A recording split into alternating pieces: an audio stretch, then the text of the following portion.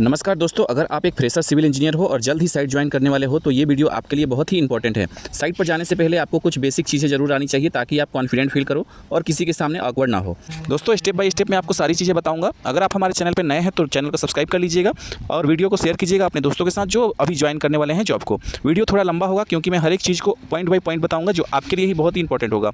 तो वीडियो में बने रहिएगा, कोई भी चीज़ स्किप मत कीजिएगा। अगर वीडियो पसंद आए तो लाइक जरूर कीजिएगा। दोस्तों चलिए बिना किसी देरी के आगे बढ़ते हैं और बताता हूँ मैं आपको हर एक चीज़ स्टेप बाय स्टेप। सबसे पहले होता है आपका बेसिक टेक्निकल नॉलेज, यानी कि कंक्रीट एंड मटेरियल का आपका बेसिक टेक्निकल नॉलेज आना ही चाहिए। कंक्रीट मिक्स रेशियो जो होता है आपका M20, M25, M10, M15, M30, जो भी कंक्रीट का मिक्स रेशियो होता है हर एक ग्रेड का वो आपको आना चाहिए।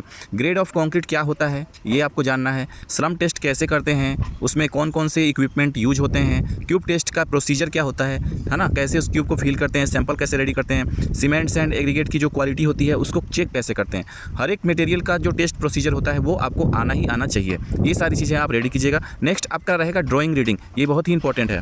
इसमें आपको स्ट्रक्चरल ड्राइंग को समझना, बीम कॉलम स्लैब लेआउट को रीड करना, सेक्शन ड्राइंग समझना, रेनफोर्समेंट डिटेल को रीड करना। अगर ड्राइंग नहीं समझ आती है तो साइट कंट्रोल मुश्किल हो जाती है, इसलिए ये सारी चीज़ें आपको आनी चाहिए। दोस्तों नेक्स्ट है आपका रेनफोर्समेंट यानी कि स्टील वर्क। बार बेंडिंग शेड्यूल जो BBS के नाम से भी जानते हैं उसका बेसिक आइडिया आपको होना चाहिए।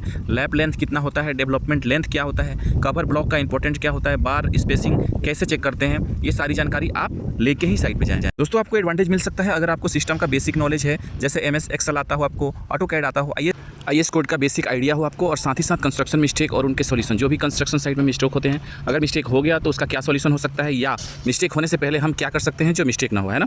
तो ये चीज़ें अगर आपको आती है तो बहुत ही बेहतर है। चलिए नेक्स्ट स्टेप पे चलते हैं। दोस्तों इसके बाद आता है आपका शटरिंग और फॉर्मवर्क का नॉलेज। सेंटरिंग लेवल कैसे चेक करना है, वर्टिकल जो प्लॉम वर्क कैसे होता है वो चेक कैसे चेक करते हैं, शटरिंग ऑयल को कैसे यूज करते हैं और क्यों यूज करते हैं, ये सारी जानकारी हमें होनी चाहिए। जब आप साइट पे काम कराते हैं तो बहुत ऐसी चीज़ें हैं जो कि आपको जानना चाहिए। सेफ्टी के रूल्स, जैसे कि हेलमेट और सेफ्टी शूज जो है वो हम क्यों पहनते हैं और साइट पे रहना क्यों जरूरी है। स्कार्फ फोल्डिंग जो है लगाते हैं तो उसका सेफ्टी क्या रहता है। इलेक्ट्रिकल सेफ्टी, जो इलेक्ट्रिकल काम करा रहे हैं तो उसमें हमें कौन सी सेफ्टी रखनी है, इन सब बातों का भी आपको ज्ञान होना चाहिए। नेक्स्ट जो है आपका बेसिक क्वांटिटी नॉलेज, यानी कि कंक्रीट की क्वांटिटी हम कैसे निकालें, जो अगर हमारा स्लैब है या बीम है या फुटिंग है कुछ भी है तो हम उसका क्वांटिटी कैसे निकालें जिसके तहत हम कंक्रीट को मंगा सकें या बना सकें। साथ ही साथ स्टील वेट जो होता है उसका कैलकुलेशन कैसे करेंगे, शटरिंग जो एरिया है उसका कैलकुलेशन कैसे करें, इसका बेसिक नॉलेज तो आपको होना ही चाहिए। नेक्स्ट स्टेप जो है जो दोस्तों आपका साइट मेजरमेंट एंड इंस्ट्रूमेंट है, यानी कि मेजरिंग टिप जो है उसे कैसे यूज करना है, जो लेवल मशीन होता है हमारा ऑटो लेवल, उसका बेसिक नॉलेज कि कैसे उसको यूज करना है, कैसे रीडिंग पढ़ना है, प्लम बब को कैसे यूज कर सकते हैं, है ना, कैसे यूज करते हैं, और लाइन जो डोरी रहती है उसका यूज हमें कैसे करना है, इसका आपको भी बेसिक नॉलेज होना ही चाहिए। नेक्स्ट जो आता है दोस्तों आपका एग्जीक्यूशन नॉलेज, यानी कि फाउंडेशन का प्रोसेस वो आपको आना चाहिए। सबसे पहले हम PCC करते हैं, फिर फुटिंग, फिर कलम, फिर प्लिंथ, उसके बाद से स्लैब, उसका जो भी सीक्वेंसेज रहते हैं वो आपको आना चाहिए। स्लैब कास्टिंग के टाइम में क्या क्या चेक करना जरूरी होता है, क्या क्या चीज़ें ध्यान में रखनी चाहिए वो सब आपको आना चाहिए। कंक्रीट पंप यूज करते हैं तो कौन सा आपका प्रोक्यूशंस आपको यूज करना चाहिए, कौन सा सेफ्टी आप चेक कर सकते हैं, कंक्रीट के कौन कौन से टेस्ट होते हैं, ठीक है ना, ये सारी चीज़ें आपको आना चाहिए।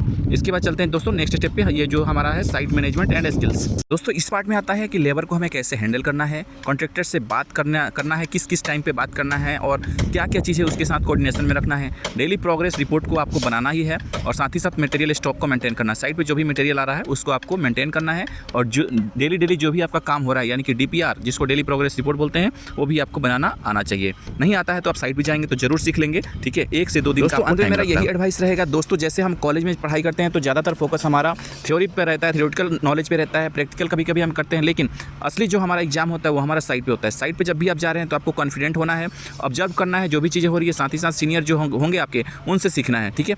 तो वहाँ पे जो है आपका एटीट्यूड कैसा रहता है वो चीज़ें हमें ध्यान देनी है, क्योंकि दोस्तों साइट पे हमें लेबर को भी हैंडल करना होता है और सारी चीज़ें देखनी भी होती है और खुद को सीखना भी होता है, उस माहौल में ढालना भी होता है। तो आज के लिए इतना ही, मिलते हैं नेक्स्ट वीडियो में। चैनल को सब्सक्राइब करना मत भूलिएगा।